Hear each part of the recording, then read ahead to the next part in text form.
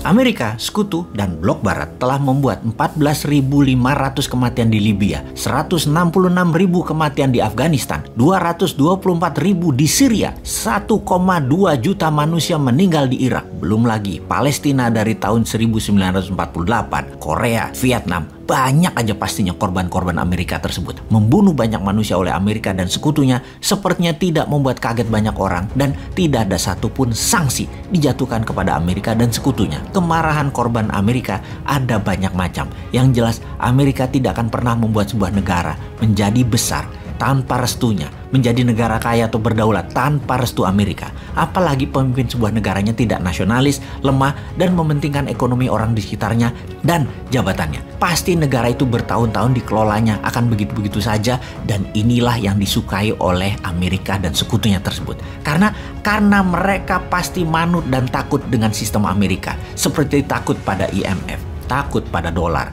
takut membangun tanpa hutang dolar, membangun harus hutang dolar. Begitu deh kira-kira kelakuannya. Sesungguhnya Rusia mengambil Ukraina bisa dilihat sebagai perang saudara di Rusia ketimbang perang yang membuat perang dunia ketiga. Ada sih perang dunia, namun bukan perang militer, tapi efek ekonomi yang memburuk akibat perang Ukraina yang berkepanjangan. Seperti harga-harga naik. Itulah perang yang akan dirasakan seluruh penduduk dunia. Indonesia inflasinya akan mengerikan kalau tidak ada kebijakan yang jenius dari pemerintah old mind ini. Wakanda ini sudah uang beredarnya rendah, inflasinya akan tinggi, produk turun drastis, perlu import barang, dan barang beli barang impor tersebut nilai harganya naik, harga barang-barang antar negara naik, harga transportasi naik, inflasi Indonesia pasti naik tinggi, dan rupiah terhadap dolar akan tembus 16.000. Melemah rupiahnya, mudah-mudahan tidak ke 18.000. Harga bensin pasti lepas subsidi karena APBN nggak kuat, karena nggak bisa lagi ngutang atau nggak ada lagi yang kasih pinjaman kecuali dengan bunga pinjaman yang super tinggi yang akan mengganggu APBN. Dan tentunya rakyat lagi dicekek dengan pajak yang nambah tinggi. Harga sekarang sudah 15.100 rupiah Pertamax Turbo, bahkan bisa ke 20.000 per liternya kalau crude oil tembus 115 dolar per barel. Bayangkan apa yang terjadi kalau crude minyak mentah ini ke 130 dolar per barel.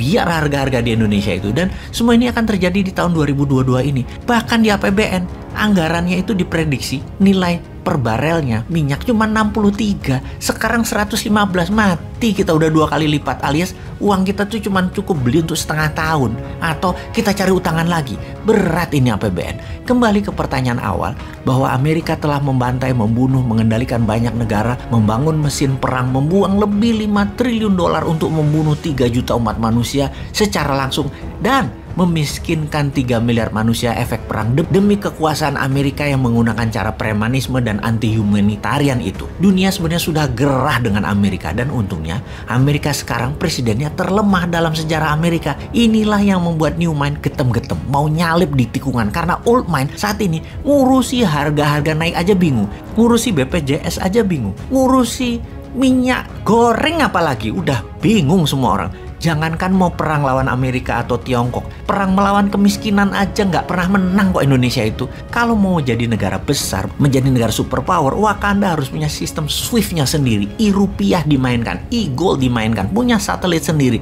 punya sistem currency sendiri, paralel dengan yang ada di dunia saat ini, model renminbi dan yuan 30 tahun yang lalu. Main cantik lah, dan segerakan. Jadi karena dunia sudah kesal dengan Amerika, maka negara dunia ketiga, negara yang ditindas Amerika, dan banyak orang di banyak belahan dunia memilih mendukung Putin. Sangat wajar karena naluri manusia begitu, anti yang menekan mereka, yaitu Amerika.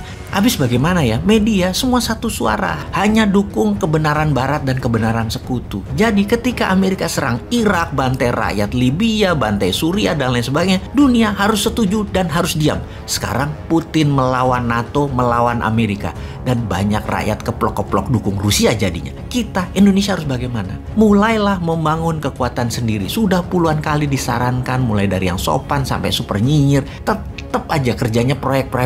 Ayo bos, kita mulai yang bener bernegaranya. Sudah genting saat ini. Ayo bangun 50 kawasan ekonomi khusus dan tingkatkan produksinya. Jangan hanya mikirin IKN yang lebih bersifat administrasi doang kotanya. Ura.